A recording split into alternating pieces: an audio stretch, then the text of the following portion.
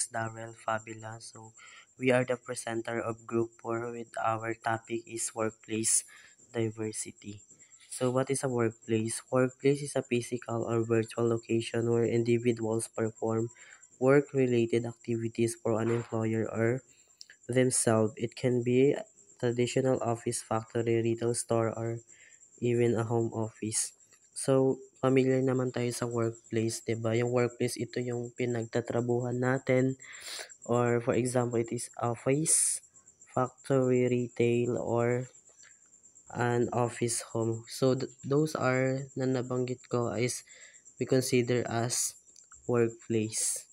So, second is, what is diversity? Diversity, the practice or equality of including or involving people from range of different social and ethnic backgrounds and different gender, social orientation, or etc. So, when I say diversity, ito yung pagkakaiba-iba natin. When, for example, we are diverse when it comes to demographics. So, when we say demographic, that it is gender, age, religion, and so on. So we are a diverse. 4 types of workplace diversity. First is demographic diversity. Ito ay tumutukoy sa pagkakaiba ng mga tao based on their ethnicity, gender, race, and disability status.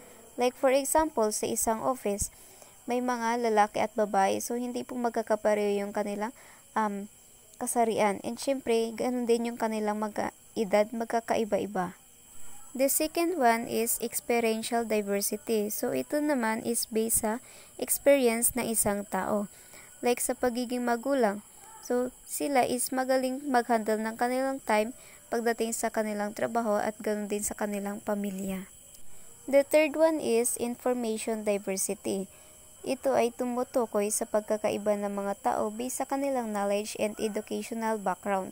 So, syempre, lahat tayo ay may pagkakaiba when it comes to knowledge and educational background. Syempre, ang iba ay nakapagtapos ng high degree at ang iba naman ay hanggang high school lang. The last one is fundamental diversity. Ito ay tumutukoy sa paniniwala ng mga tao. Syempre, lahat tayo ay may iba't ibang paniniwala o prinsipyo sa trabaho. Like for example, may mga employee na tapat at loyal sa isang company.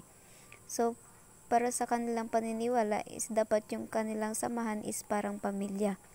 And may mga ibang employee naman na para sa kanila ang trabaho is kontrata lamang. So, hindi kailangan haluan ng emotional attachment. So, lahat tayo may kanya-kanyang principle based on our belief. Morning, ma'am. My name is Jessica Lujuman. My topic is Dimension Workplace Diversity. First, age. Lahat naman tayo nakakaranas ng diskriminasyon or kahit sino ay maaaring makaranas nito. Pero mas madalas itong nakakaranas is yung mga taong 65 pataas. Halimbawa na lang, may isang matanda na nag-apply sa isang kumpanya. Hindi siya tinanggap dahil sa edad niya na 65 pataas. Kahit na mayroon siyang karanasan or kakayahan or kaalaman man, hindi pa rin siya tatanggapin kasi nga dahil sa edad niyang 65 pataas. Pangalawa, gender. The social contract of our patriarchal society have created within sexes socially contracted gender roles give advantage to females, ensuring their need and desire to be primary and providing them greater access to and control over societal resources such as money, status, legal rights. Dahil sa ating lipunan, kung saan ang mga lalaki ang may hawak ng kapangyarihan, mas pinapaboran nito ang mga lalaki. At mas madali sa kanila ang makontrol ang mga karapatan, katayuan gaya ng pera at posisyon. Halimbawa, mas madalas mauna ang mga lalaki sa mga oportunidad or trabaho. Kahit na may babaeng mas kwalipikado o ang mga babae ay naasang mag-alaga, ng anak at mag-asikaso ng bahay, habang ang mga lalaki naman ay inaasang maging breadwinner. Pangatlo, religion. Ang pagkakaiba ng reliyon, ito ang naging dahilan ng magulo or mas nakakaapekto ito sa mga paniniwala ng mga reliyon or nakaka-impluwensya sa lahat ng buhay ng isang tao. Mula sa mga kinakain nito, kung sino ang pakakasalan at kung paano sila tinatrato. Halimbawa na lang, ang mga pagkain na hindi kinakain ng mga Muslim, yung pag-ayos ng kasal, ayon sa mga nakaugalian ng isang reliyon. Mas nakakaapekto ito sa kanilang pamumuhay.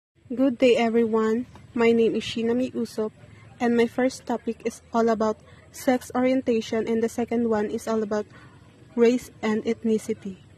Sexual orientation refers to a person's emotional, romantic, or sexual attraction to others. It encompasses a range of identities including heterosexuality, homosexuality, bisexuality, asexuality, and pansexuality po. Those 5 identities, the first one po is heterosexuality. It is attraction to people of opposite sex. The next one is homosexuality. This is the attraction of people to their same sex. And bisexuality, attraction to people of multiple sexes or genders. The fourth one is asexuality, little to no sexual attraction to others. And the fifth one is pansexuality, attraction to people regardless of their sex or genders. The next one is race and ethnicity. Race refers to a physical characteristic that define different groups of people such as yung skin color, hair texture, and facial features. These characteristics are often used to categorize individuals into different racial groups. While ethnicity po, on the other hand, it refers to a person's cultural identity, like our nationality, culture, language, tradition, and heritage. Ethnicity encompasses to social and cultural practices that shape an individual's identity and sense of belonging. Good day everyone, I am Micaela Spreda. So today I will report is all about the class, disability, and nationality. So first sa class, so dito na nagkakaroon ng lower, middle, and upper class. So so sa lower, for example, sa isang organization is baguhan ka pa lang doon sa organization na yon. So yun yung ibig sabihin ng lower class. Sa middle class, so dito ka na nagkakaroon ng may alam sa mga bagay-bagay, sa mga gawain doon sa isang organization. So yun yung ibig sabihin ng middle class. So sa upper class, sa lahat ng mga bagay-bagay sa isang organization din is alam mo na, so may mga expert ka na sa lahat. Yung mga binibigay sa yung gawain is mabilis mo nang matapos kasi nga may alam ka na sa lahat ng bagay-bagay. So yun yung ibig sabihin ng upper class. So sa upper class, so pwede ka ditong mapunta sa pagiging manager. So yun ang manager, kung pwede ka ma-promote, yun yung ibig sabihin ng upper class. So sa disability, so for example na lang dito is sa disability, so dito nagkakaroon ng kapansanan since birth ka pa lang. So for example, yung kapansanan mo is since birth is hindi ka nakakapagsalita ng maayos, bingi ka, bulag ka. So hindi ka nakakalakad ng maayos. So yung mga trabaho na gusto mong trabaho is hindi mo magawa kasi ngayon nga may kapansanan ka. So syempre, isa na rin doon is mahirap na makakuha ka ng malaking pera kasi nga meron kang kapansanan. So next is nationality. So dito sa nationality, dito nagkakaroon ng religious and cultures. So yung mga cultural, yung mga relihiyon mo. So for example, sa isang organization, bawat yung isa-isa kayo doon is meron kayong iba't ibang kultura. So for example, for me, sa isang organization, ako ay Pilipino kasi ako ay pinanganak sa Pilipinas. And then yung iba kong mga kasamahan doon sa isang organization is yung isa is foreigner siya. Kasi doon siya pinanganak sa USA. Yung isa naman India, yung isa Japan. So yun yung ibig sabihin ng nationality. So yun lang ma'am, and thank you. Good day everyone. My name is Owen Arsaga. My topic is personality and educational level. Personality. Isang company na makakasalamuha ka ng iba't ibang katangian. Tulad ng sip-sip na tinatawag, may walang pakit sa ibang employee, yung focus sa goal ba, may masipag, may tamad, may mga matigas yung ulo.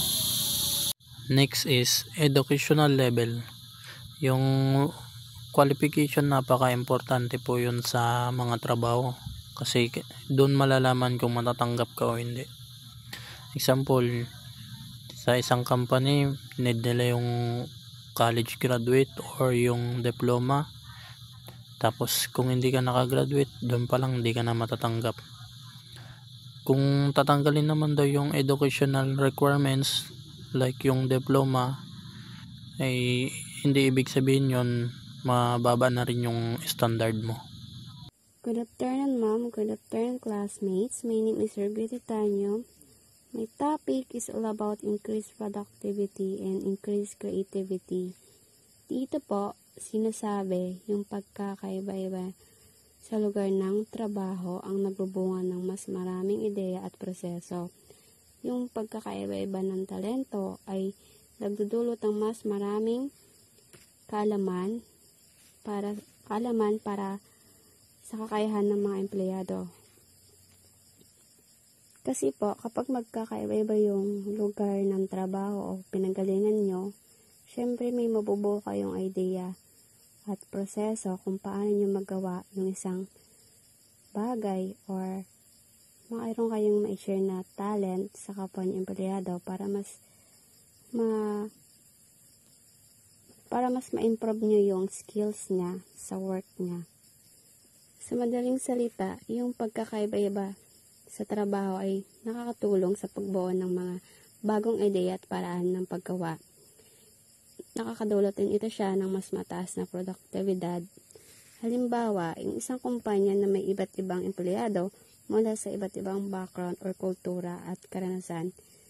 Then next is increase creativity. Dito naman po, sinasabi, kapag nagtutulungan ang mga tao mula sa iba't ibang kultura at background work, mayroong pagkakataon na para sa pagtaas ng pagkamalikhain.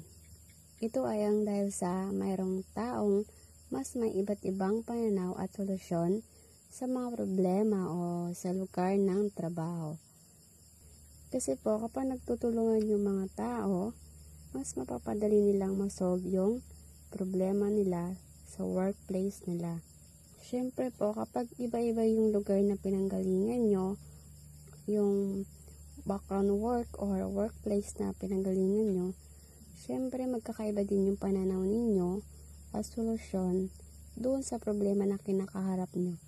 Kasi hindi lahat ng tao ay same yung pananaw sa buhay.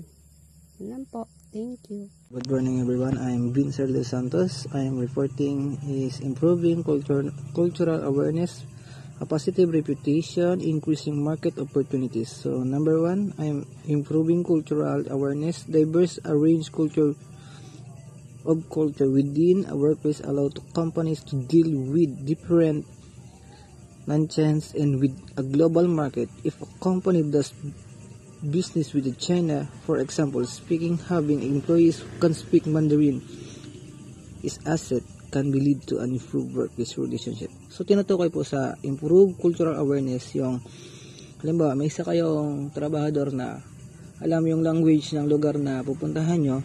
So isang isang malaking asset na matatawag dahil kaya niyang makipag-ugnayan sa ibang lengguwahe o sa ibang tao, sa mga tao na kakausapin niya ng mas maayos kasi alam niya yung lingwahe na ginagamit doon sa na yun, sa lugar na yun. So next, yung positive reputation. So companies that have diverse workplace are often perceived as a better employees.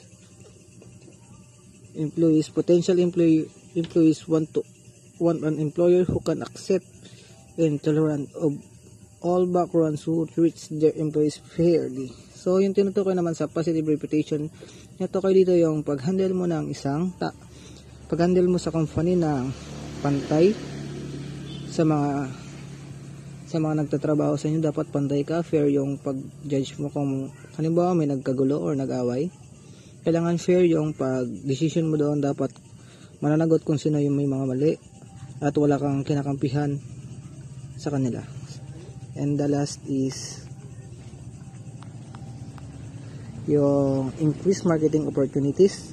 If the potential employees or customers see that company represent a diverse workplace, it makes them feel like they can relate to the company more using advertising. Despite the mature age different, able to technically diverse people encourage applicants to apply, promotes and positive reputation, increase marketplace awareness and generates more diverse client. So yung tinutukoy po dito yung pag nakakita ka ng potential na employee na trabador, halimbawa katulad sa magaling siya mag-speak ng other language or makakita or may mga background siya na maraming nalalaman sa iba-ibang culture, so pwede to siya maging asset talaga, or pwede siya magkaroon ng pinaka opportunities na na pwedeng mag-increase ng ating awareness sa ating mga clients. So or yung mga customer naman natin na bumibili sa atin, pwede natin silang paliwanagan ng ipaliwanag natin, katulad halimbawa sa cellphone. Pag bumili sila ng cellphone, pwede natin paliwanag lahat ng mga specs na bibili nila para maging aware sila sa kanilang binibili. Na halimbawa sa cellphone nga, yung kung ano bang specs nito sa camera, sa RAM, sa gigs, para pag alam nila kung ano na lahat ng mga specs ng kanilang bibili na cellphone, aware na sila. At mas lalong malalaman ng client yung mga dapat niyang malaman sa isang bagay na kanyang bibilihin. Yun lang po. Thank you.